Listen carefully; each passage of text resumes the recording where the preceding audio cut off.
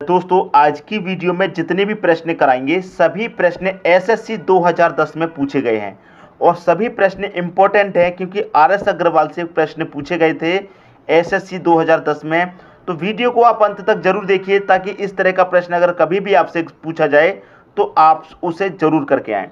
देखिए करने का तरीका क्या है, प्रश्न को देखिए। प्रश्न आपका दो संख्याएं 7:11 के अनुपात में है। इनमें से प्रत्येक में 7 जोड़ने पर इनका अनुपात 2:3 हो जाता है। इनमें से छोटी संख्या कौन सी है? देखिए दोस्तों, आपके पास दो संख्याएं 7 और 11 के अनुपात में। तो एक चीज पहले क्लियर कर लीजिए कि अनुपात का मतलब क्या होता है, बटा भी होता है। तो मैं से क्या लिख सकता हूं, 7/11 लिख सकता हूं, लिख लिया। ठीक है, अगर दोस्तों मैं इसे 7a लिखूं और इसे 11a लिखूं तो इसके मान में कोई फर्क पड़ेगा? नहीं पड़ेगा। क्यों नहीं पड़ेगा? वीडियो को अंत तक देखिए, समझ में आ जाएगा। देखिए फिर क्या कह रहा है, ये 7:11 है। अनुपात का मतलब बटा होता है, मैंने बटे में लिख लिया। इसको मैंने 7a लिख दिया, इसको 11 लिख दिया, कोई फर्क नहीं पड़ा। इनमें से प्रत्येक में 7 जोड़ने पर, प्रत्येक का मतलब है इसमें भी 7 जोड़े, इसमें भी 7 जोड़े, तो जोड़ दीजिए दोनों में 7। इसमें भी 7 जोड़ने पर और इसमें भी 7 जोड़ने पर क्या हो जाता है, इनका अनुपात 2:3 हो जाता है। तो अनुपात का मतलब बटा भी होता है, तो हम इसे बटे में कर सकते हैं। क्लियर? तो इनमें से छोटी संख्या कौन सी है? त्रिज्य गुणा कर लीजिए। 3 सत्ते कितना हो जाएगा दोस्तों, 21a हो जाएगा, प्लस 3 सत्ते 21 हो जाएगा, बराबर फिर क्रॉस मल्टीप्लाई होगा, 11 दूनी का 22a हो जाएगा, प्लस 7 दूनी का 14 हो जाएगा। ठीक है दोस्तों, अब देखिए यहाँ पर 21a, यहाँ पर 22a। अब ये 21a इधर जाएगा तो 22a में से घट जाएगा, क्या बचेगा? सिर्फ a बचेगा। समझ में आई बात? ये 21a है, जब इधर आके 22a में से 21a घट जाएगा तो एक a ही तो बचेगा, सिर्फ एक a बचेगा, तो हमने एक a लिख दिया। ठीक है, और ये 14 बराबर से इधर आएगा तो 21 में से 14 घट जाएगा, क्या बचेगा? 7। तो a का मान कितना आ गया? 7 आ गया। a का मान दोस्तों कितना आ गया? 7। इसलिए मैंने यहाँ पर a लिखा था। अब देखिए आपके पास दो संख्याएं थी, ये पहली संख्या और ये दूसरी संख्या।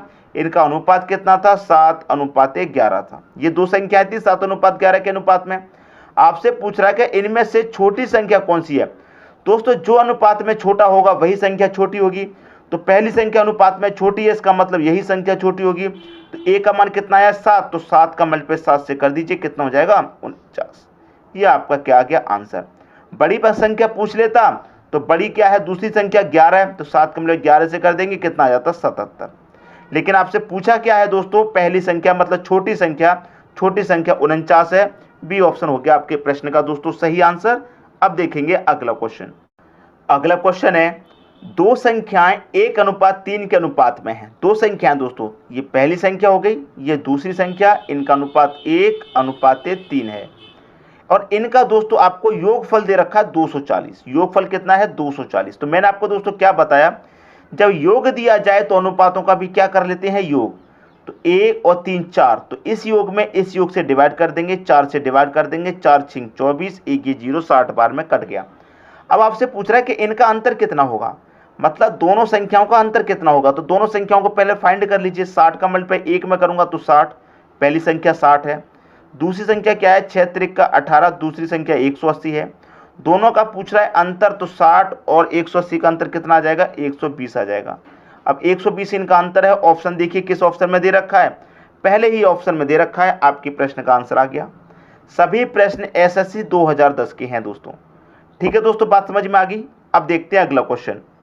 अगला प्रश्न है, किसी व्यक्ति की आय तथा व्यय 11:10 के अनुपात में है। क्या क्या दोस्तों? आय और व्यय किस अनुपात में है? 11:10 में है, 11:10 में है। ठीक है, फिर कह रहा है यदि प्रति वर्ष वह 9,000 रुपए की बचत करता है। एक वर्ष में दोस्तों कितने की बचत करता है? 9,000 की। 9,000 रुपए की बचत कर रहा है दोस्तों एक वर्ष में। एक वर्ष का मतलब क्या है दोस्तों? 12 महीने में।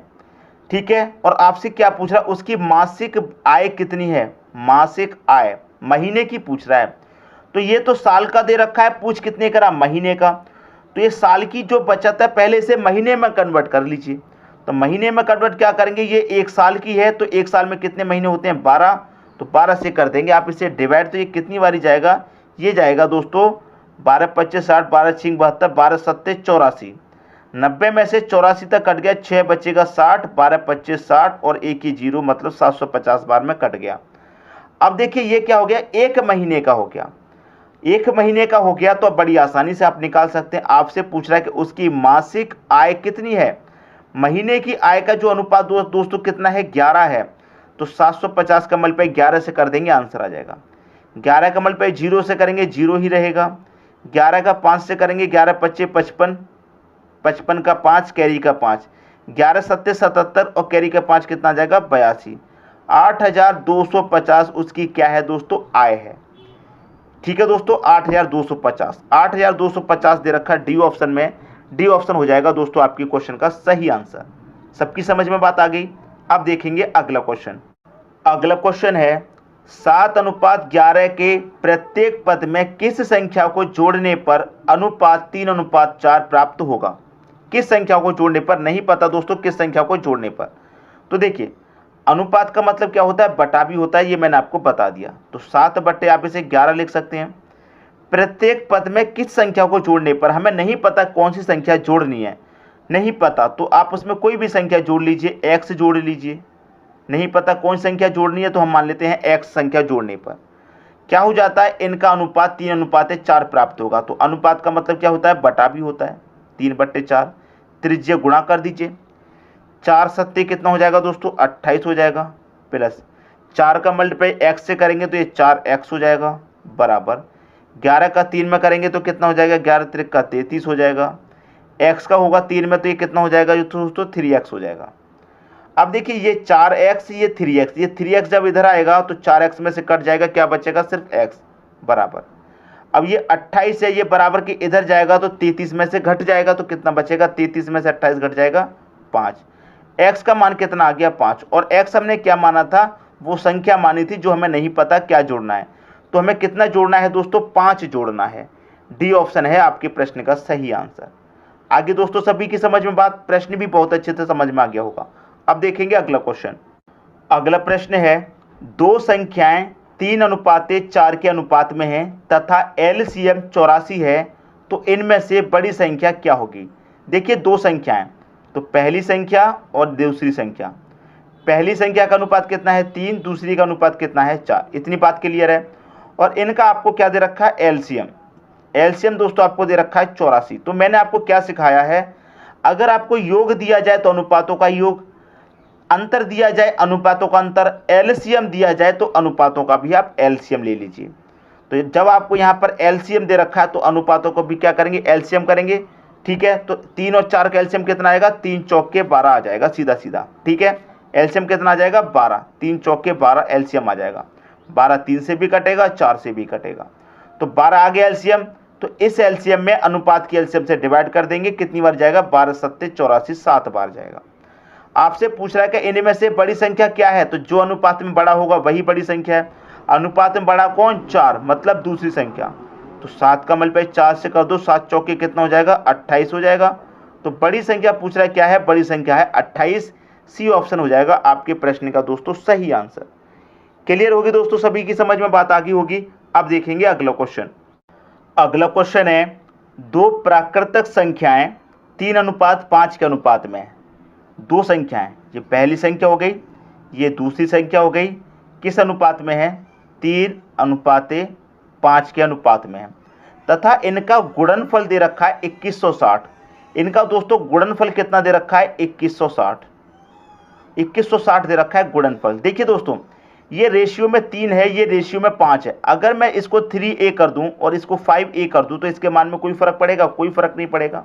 ठीक है, तो देखिए जब आपको गुणनफल दिया गया है तो अनुपातों का भी क्या करेंगे, गुना करेंगे। आपको अच्छे से पता है, जब योग दे रखा है तो अनुपातों का योग, अंतर हो तो अनुपातों का अंतर, एलसीएम हो तो अनुपातों का एलसीएम, और गुणनफल हो तो अनुपातों का भी गुणा। ठीक है, तो आपको गुणनफल दे रखा है तो अनुपातों का भी गुना करेंगे, तो दोनों को गुना करेंगे, 3 5 15 हो जाएगा। 3 5 15 और a का a से मल्टीप्लाई होगा तो ये हो जाएगा a²। ठीक है दोस्तों, तो ये भी अनुपातों का गुणनफल और ये आपका संख्याओं का गुणनफल, दोनों क्या हो जाएगा, आपस में बराबर हो जाएगा। ठीक है, समझ में आ गई बात। अब देखिए 15 से जब आप इसे कटाएंगे तो कितनी बार में कटेगा, 15 से कटाएंगे, 15 एकम 15, 21 में से 15 कट गया, 6 बचेगा 66। 15 चौके दोस्तों कितना आएगा 60, ठीक है, 15 चौके 60 आएगा, 66 में से 60 तक 6 बचेगा 60, 15 चौके 60, 15 से कट गया 144 बार में, यहाँ क्या बचा ए का स्क्वायर बराबर। अब देखिए ए स्क्वायर यहाँ पर दे रखा है, तो देखिए ए का स्क्वायर जब यहाँ से हटेगा तो क्या होगा, 144 के ऊपर क्या आ जाएगा दोस्तों, 144 के ऊपर रूट आ जाएगा। स्क्वायर यहाँ से हटेगा तो सामने वाली संख्या के ऊपर रूट आ जाएगा। तो देखिए 140 का स्क्वायर रूट कितना होता है, 144 का स्क्वायर रूट होता है दोस्तों 12। तो ए का मान आपको पता चला कितना होता है 12, ए का मान पता चल गया। अब आपसे पूछ रहा है कि इनमें से छोटी संख्या क्या होगी, जो अनुपात में छोटा है वही छोटी संख्या है। अनुपात में छोटा कौन, पहली संख्या 3। ए का मान आपको पता है कितना है 12 है, तो 12 का मल्टीप्लाई 3 से कर देंगे, 12 त्रिका कितना हो जाएगा, 12 त्रिका 36। ये आपका क्या आ गया आंसर। बड़ी संख्या पूछता तो 12 का मल्टीप्लाई 5 से कर देते, तो 36 आपके प्रश्न का सही आंसर है, पहला ऑप्शन। उम्मीद करता हूं कि सभी को प्रश्न अच्छे तरीके से समझ में आ गया होगा। अब देखेंगे अगला क्वेश्चन। अगला क्वेश्चन है, यदि 1000 को ए तथा बी में 3:2 के अनुपात में विभक्त करें तो ए को प्राप्त होंगे। कौन कौन है दोस्तों, ए अनुपात बी, ये दो व्यक्ति हैं, इनका रेशियो है 3:2 और ए और बी का योग कितना है दोस्तों, 1000 इनका योग है। जब आपको योग दे रखा तो सीधा सीधा आपको अनुपातों का योग करना है, तो 3 और 2 कितना हो जाएगा 5, तो इस योग में इस योग से डिवाइड करेंगे, 5 दूने का 10, 2 0 200, ठीक है। आपसे पूछ रहा है कि ए को प्राप्त होंगे, तो ए का रेशियो कितना 3, तो 200 का मल्टीप्लाई 3 से कर देंगे, कितना हो जाएगा 600 हो जाएगा। ए को कितने प्राप्त होंगे, 600 प्राप्त होंगे, सी ऑप्शन सही हो जाएगा। अगर पूछता बी को कितने प्राप्त होंगे, 200 का मल्टीप्लाई 2 से कर देंगे, कितना हो जाएगा 400, तो बी को कितने प्राप्त होंगे 400। अगर आप दोनों को जोड़ें 600 400 कितना हो जाएगा 1000, दोनों का योग 1000 ही तो दे रखा है, लेकिन आपसे पूछा गया था ए के बारे में, तो ए को कितने प्राप्त होंगे दोस्तों 600 प्राप्त होंगे। ये आपके क्वेश्चन का सही आंसर आ गया। अब देखेंगे अगला क्वेश्चन। अगला प्रश्न है, ए बी तथा सी में 1050 को इस प्रकार विभक्त किया गया है कि ए का भाग बी तथा सी के संयुक्त भाग का 2/5 हो, तब ए को मिलेंगे। बहुत अच्छा प्रश्न है दोस्तों, बहुत अच्छा। देखिए क्या कह रहा है, ए बी सी 3 व्यक्ति हैं, 1050 को इनमें बांटना है, लेकिन कंडीशन क्या दी गई है, कंडीशन है कि ए का भाग, किसका भाग दोस्तों, ए का मतलब क्या होता है मल्टीप्लाई, ए का भाग बी तथा सी, बी तथा सी का मतलब क्या है बी प्लस सी, बी प्लस सी के संयुक्त भाग का मतलब क्या मल्टीप्लाई, कितना है 2/5, कितना है दोस्तों 2/5 है, तब ए को मिलेंगे। अब यहाँ पर सीधी सीधी बात आपकी समझ में क्या आनी चाहिए, आपको ये मालूम होता है कि जो ऊपर वाला अनुपात है वो पहली संख्या का होता है और जो नीचे वाला अनुपात है वो बाद वाली संख्या का होता है। बाद वाली संख्या क्या है बी प्लस सी, तो बी प्लस सी का अनुपात कितना है 5, ठीक है, इतनी बात क्लियर है। अब दोनों अनुपात को आप जोड़ेंगे तो कितना हो जाएगा 2 और 5 कितना हो जाएगा 7, तो मैं से 7 ए लिख सकता हूँ।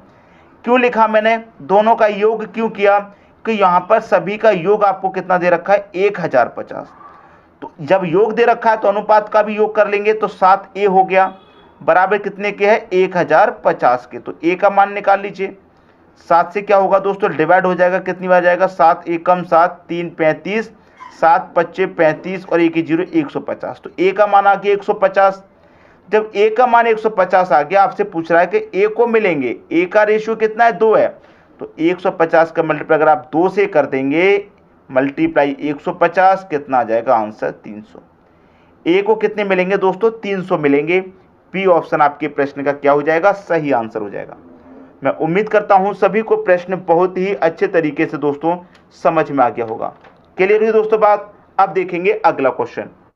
अगला प्रश्न है आपका, ए बी सी तथा डी को 3 4 9 10 के अनुपात में विभक्त किया जाता है।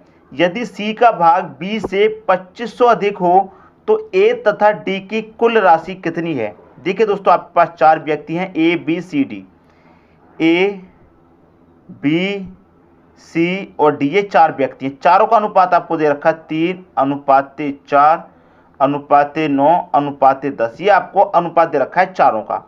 फिर क्या कह रहा है कि सी का भाग बी से 2500 अधिक है। सी का भाग किसका दोस्तों, सी का भाग बी से 2500 अधिक है। रेशियो में देखिए कितना अधिक है सी का भाग, बी से कितना अधिक है? आप कहेंगे सर 5 अधिक है। अब रेशियो में कितना अधिक है? 5, और यहां पर कितना अधिक है दोस्तों? 2500 अधिक है। ठीक है, तो 5 बराबर दोस्तों कितना? 2500 हो जाएगा। तो 5 बराबर 2500, तो 1 बराबर कितना? तो 5 से डिवाइड करिए, 5 5 25, और कितना? 2 0, 1 बराबर कितना हो गया? 500। 5 बराबर 2500, तो 1 बराबर कितना? 500। अब आपसे क्या कह रहा है? ए तथा डी की कुल राशि कितनी है? ए और डी की, ए और डी की राशि पूछ रहा है। तो ए और डी रेशियो में दोस्तों कितने हैं? ए और डी 3 और 10 13 हैं। ए और डी रेशियो में कितनी है दोस्तों? 13 है। तो एक का करेंगे, 1 का बराबर 500 आया है, तो 13 का मल्टीप्लाई कितने से कर देंगे? 500 से कर देंगे, आंसर आ जाएगा 13 25 65, और 2 0 मतलब 6500। ये आपके प्रश्न का सही आंसर है। आपसे पूछा है ए तथा डी की कुल राशि कितनी है? तो ए और डी का योग कितना है? 3 और 10 13। तो 1 बराबर दोस्तों 500, तो 13 बराबर कितना हो जाएगा? 6500। ठीक है, 6500 किस ऑप्शन में है? पहले ही ऑप्शन में है। तो मैं उम्मीद करता हूं दोस्तों सभी को प्रश्न बहुत ही अच्छे तरीके से समझ में आ गया होगा। दोस्तों अगर वीडियो पसंद आया तो लाइक करें और दोस्तों में भी शेयर करें। यदि आपने हमारे चैनल को अभी तक सब्सक्राइब नहीं किया है तो कर लीजिए, और बेल आइकन का बटन भी दबा दीजिए दोस्तों। धन्यवाद।